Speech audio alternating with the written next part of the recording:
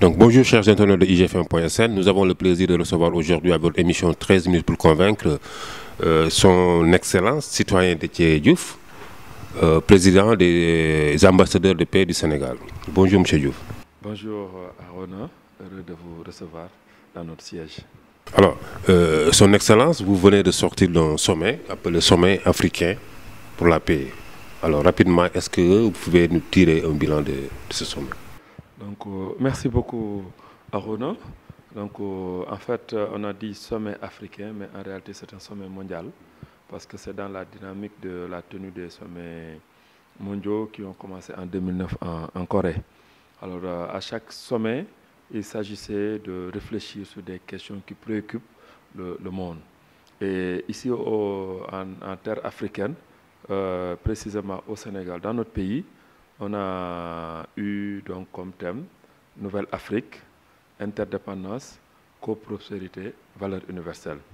Et ceci est conforme aux ODD 16 et 17, n'est-ce pas, donc, qui développent l'altruisme, qui développent la revitalisation du partenariat mondial, n'est-ce pas, donc, entre autres, et des sociétés ouvertes beaucoup plus justes. Et comme il fallait impliquer tout le monde, ce sommet a réuni, véritablement, a battu le record de participation.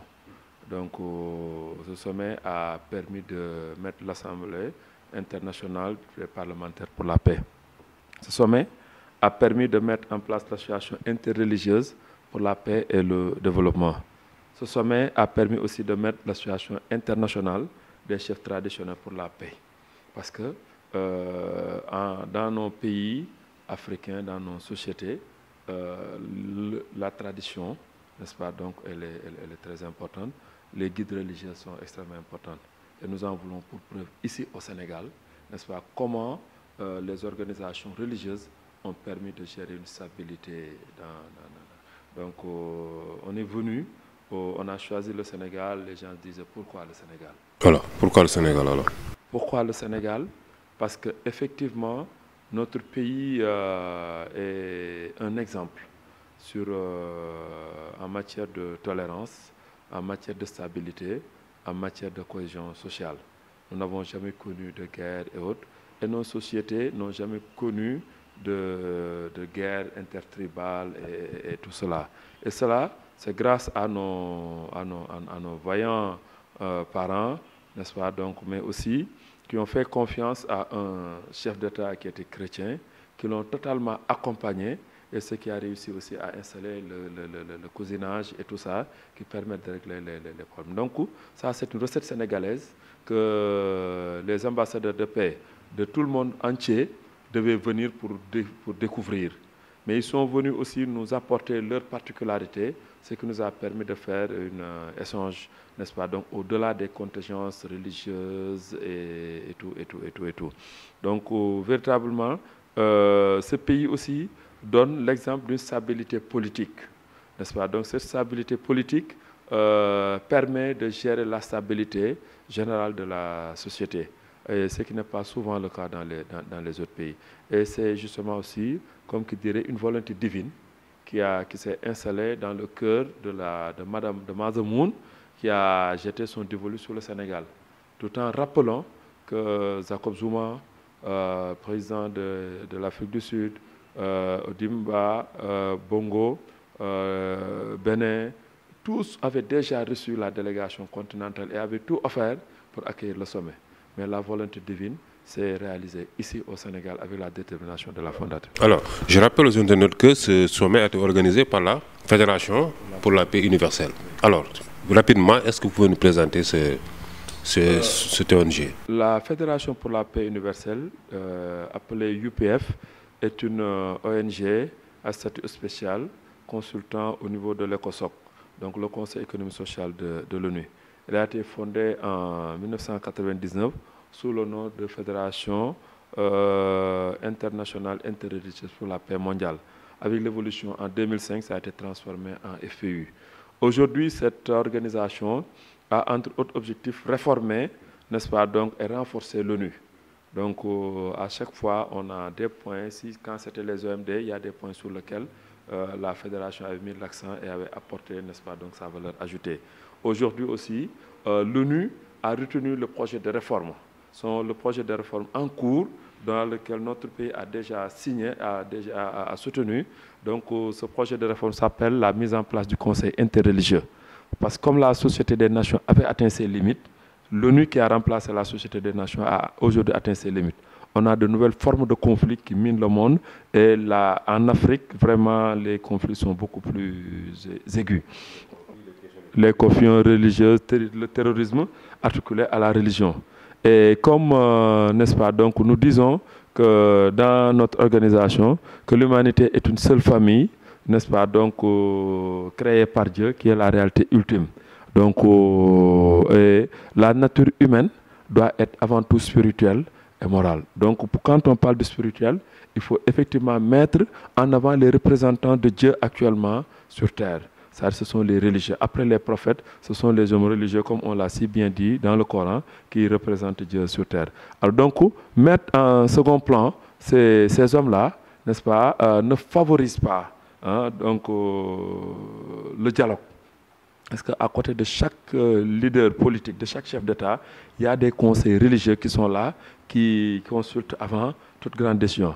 Alors s'il y a une seconde chambre qui s'appelle genre Sénat, au niveau des Nations Unies, les gens ont la possibilité de réunir ces sages qui ne sont mus que par la connexion avec Dieu, qui pourront effectivement jouer les rôles d'avant-garde pour éviter les crises, mais aussi pour favoriser le dialogue.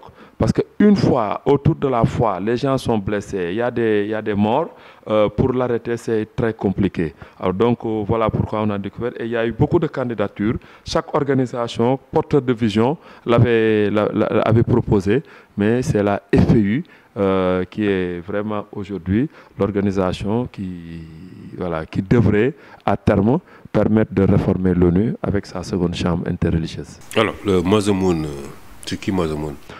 Mazemoun, c'est la cofondatrice de la FPU. Donc, c'est l'épouse du révérend Moon qui a fondé la FPU. Alors, le révérend Moon, c'est quelqu'un qui a consacré sa vie à la paix. Mais son histoire, c'est simplement quelqu'un qui est né en Corée du Nord, qui travaille en Corée du Sud. Quand la guerre a éclaté, il était là en train de jouer les bons offices, n'est-ce pas? Et à un moment donné, il a été arrêté et mis en détention. Alors quand il a été retenu, n'est-ce pas, donc de l'exécuter, c'est ce jour-là que les Nations Unies ont envoyé, n'est-ce pas? Donc comme qui dirait, ils ont réuni les forces mondiales, les moyens mondiaux pour le sauver. Parce que ce jour-là, c'est lui qui devait mourir, et ce jour-là qu'il a été sauvé, beaucoup sont morts. Il s'est retiré, donc il a justement donc compris qu'il devait être reconnaissant, rendre la gratitude à la communauté internationale, d'où donc la mission qu'il a eue pour ça. Maintenant, Révérend Moon, c'est quelqu'un qui est un chrétien, qui considère que voilà, il a un travail à faire, n'est-ce pas, donc au niveau du christianisme, mais aussi au niveau donc de la famille de Dieu. Voilà pourquoi la FPU défend One Family Under God, une seule famille sous Dieu. Alors donc il y a des gens qui croient en lui, comme des gens qui croient en Cheikh Ahmadou Bamba, à Seydi Hadji Malick Sy et autres. Donc dans le christianisme aussi, il y a des églises. Comme dans l'islam, il y a des tariqas, n'est-ce pas? Donc il a lui ses adeptes qui sont avec lui dans ce sens. Mais sur sa vision, n'est-ce pas? Donc pour le monde, donc nous y sommes avec lui. Et nous le soutenons parce que quand on t'invite pour la paix, je pense que en fait, quand tu ne réponds pas, ça pose problème. C'est ce qui a permis à son Excellence Cheikh Mansour Diouf, qui a été récemment nommé ambassadeur de paix il n'y a même pas 6 mois, donc en tant que chef religieux, doublé d'un cadre de haut niveau de l'administration qui présentait le meilleur profil d'être choisi.